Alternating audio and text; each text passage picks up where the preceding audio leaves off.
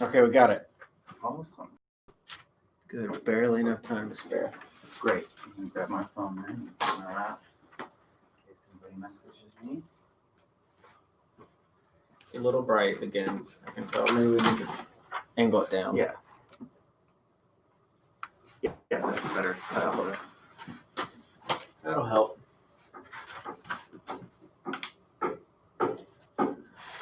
Two up there. 4. All right, we're good to go. Hello, everybody. We are here for the Westminster Weekly Wake Up. We are live and we're ready to go. I'm Colin. I'm Andy. And we got a pretty good show here for you this week. But as always, we'll start out talking about our most exciting weekends. We're going to bore you with sports. Yeah. So, Andy, what did you do this weekend? I did the same thing you did. I watched basketball all weekend. We are in the heart of the playoffs, and that's it. Basketball. Yeah. The games start at 1:30 during the week. The last one starts at 9. There's 4 games a day.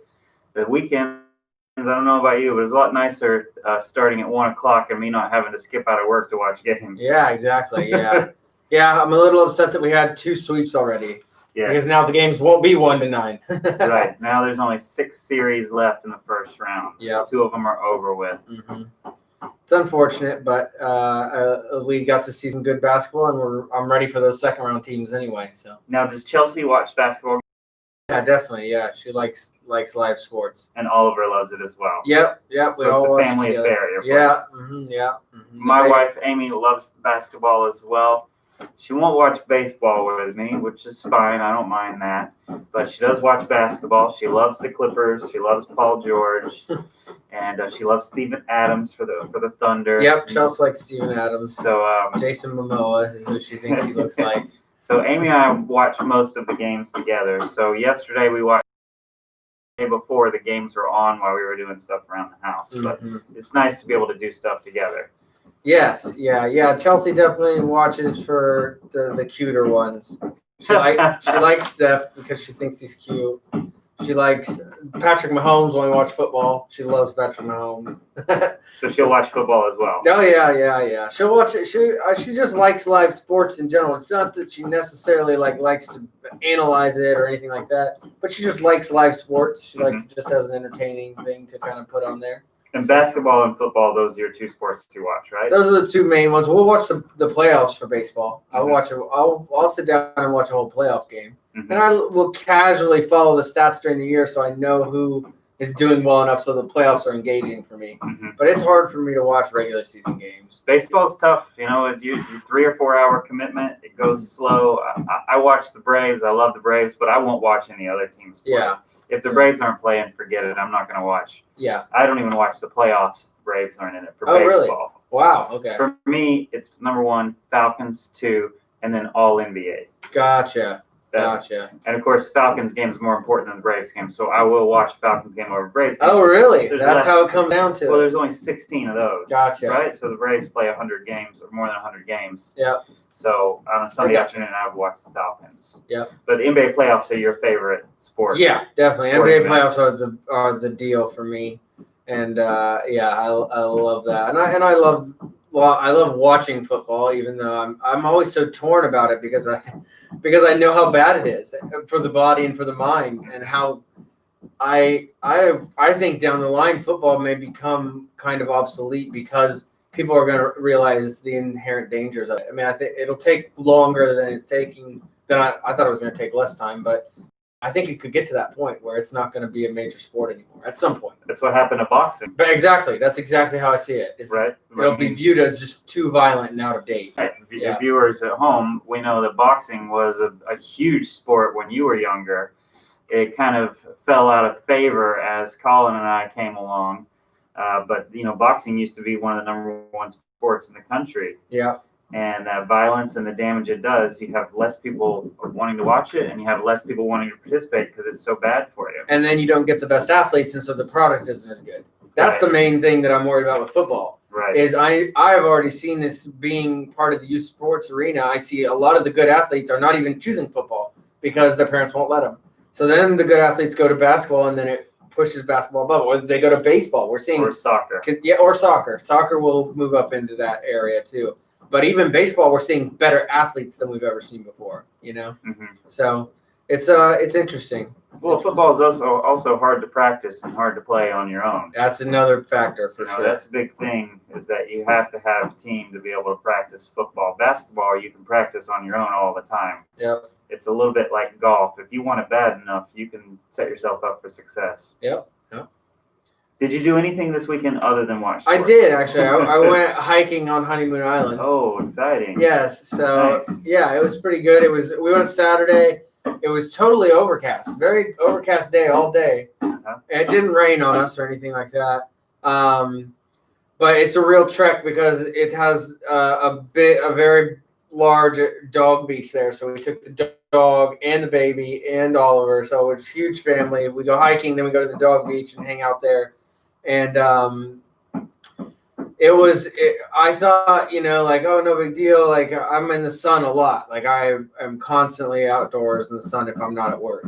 And so I thought it'd be fine. And we came home and I was burnt. And I never even saw the sun while we were out there. But, like, sometimes the UV rays are even stronger when they go through the clouds, apparently. I don't know how that works.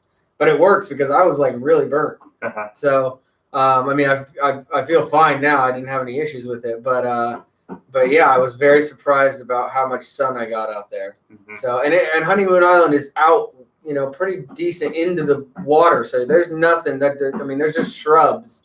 There's no trees or anything. You're pretty direct in the sun. Right. Our residents know. We went there on a trip last year. Nice. Grace took us there. Yeah. When we were doing outings, and our residents really enjoyed Honeymoon Island. They liked it a lot. It's awesome. And the dog beach is one of the better dog beaches. They have a 6-foot leash rule, whereas the other dog beaches, you just let your dogs go. And pretty much everybody abides by the 6-foot leash rule there, and that makes it much better. So it's pretty good. And how much does it cost to get on the island? You have to pay, right? Yeah, it was $8. $8 for the car. For the car, yeah. Right. Yeah. So, but that was the only other thing we really did, and I got to lift a lot, so that was good. Yeah. You guys will have to excuse us. We are this close to having the multi-purpose room finished, and they are working on the air conditioning right below us.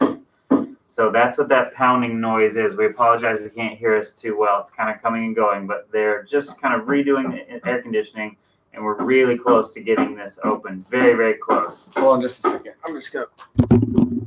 Yeah, we're going to take the microphone and move it closer to us so that you go. That way, we don't want you to miss any bit of the musings of our weekends. Yeah. I missed so much, I'm sure. Right. So yesterday, we had some friends come over.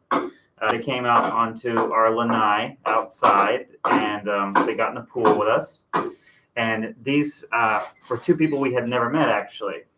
So my wife, the VP of Royal Caribbean, told her that her son is moving to Tampa. So her son, who's just a little bit younger than us, and his wife, they've been married a few years. The VP said to Amy, she said, my son and daughter-in-law are coming to town. They're moving there, and they don't know any friends. You're going to love them. Go be friends with them. So it's kind of one of those things where when the VP of the company says, be friends with my kid, you got to do it. You got to do it, no matter how much forcing goes on there. So luckily, they are awesome. Good. We don't have to pretend to be their friend just to make the VP happy. And they were really nice. Fun. They love basketball. Awesome. We were in the pool all day watching. We have an outdoor TV that faces the pool, so we were able to watch the games while we were in the pool. And they were just great. And they moved here from Southern California. He's a lawyer, and he just took a new job with Raymond James. Nice. And so they moved to Hyde Park, and they're looking to buy a house, and they love St. Pete as well. So they're thinking they might cross the bridge and live in St. Pete, and then he might drive to Raymond James. So we hung out with them, had a great time. Boy, and I was so glad that they were cool.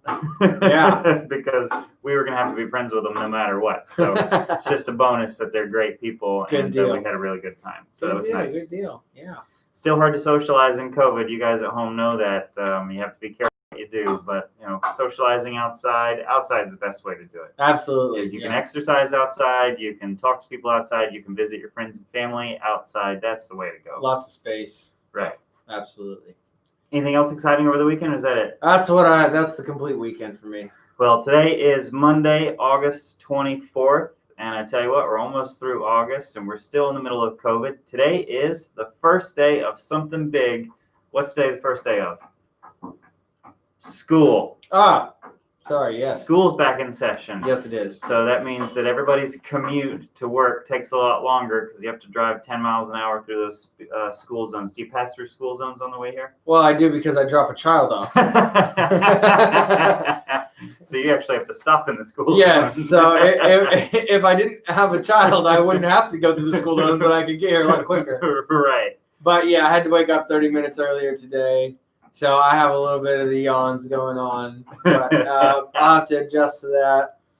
So maybe they can make these Western Conference games a little earlier for me. Right. We're hoping that school opening is not going to affect the coronavirus too much. Inevitably, the cases are going to go up. It's just a matter of how high they're going to go up. So stay safe, wash your hands, stay 6 feet away from everybody, wear your mask.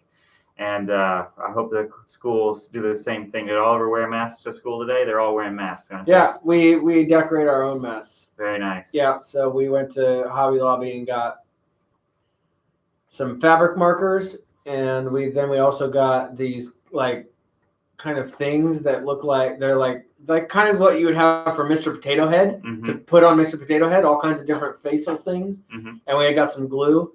And so there was actually a Donald Trump one in there. So he made a Donald Trump one. There's another one that just has like a tongue sticking out. So it looks like all day where he's going around, it looks like his tongue's just hanging out. It's so silly. And then we both did. He wanted to do universes, like draw the universe or draw a galaxy or whatever. So we did it with pointillism on a mask, and they look really good. I think. I mean, actually, his mine, but it's pretty cool. That's awesome. Yeah. Well, this is the last week of our masquerade event here at Westminster Palms. So Yep. Thursday at 10 a.m. is the very last chance you have to design a mask. Remember, if you have a mask that you have purchased that you want to enter the contest, or that you have made and you want to enter the contest, we need a picture of it so that our judges can take a look at it. There's all kinds of different categories. Come and see us in the Palm Room Thursday morning at 10. We have all kinds of decorations, just like Colin's talking about, that you can put on your mask. Hey, we're stuck with masks. You got to wear them. We might as well have fun with it. And you might even see some people out there wearing some political masks. I saw some people making statements with theirs. So, you can promote what you care about with masquerade events. So that will end in August. So you have a few days left to do that. September starts on Tuesday of next week. So you got about a week to finish up these masks. And then we're going to be putting together a presentation. We're going to share that with our judges. And we're going to figure out who the winners are. So the winners get these masks that have kind of like a scroll, like a banner on them that says Palms Masquerade Winner. Nice. Really nice. You're gonna be able to wear that and celebrate your own victory. But today at 2:30 we have our second living room play event from American Stage. Awesome. So we did that last week. It went really, really well. We watched 3 scenes from plays last week, and then we did a live chat back with one of the creators directly afterwards. Fascinating. This week, the plays are posted.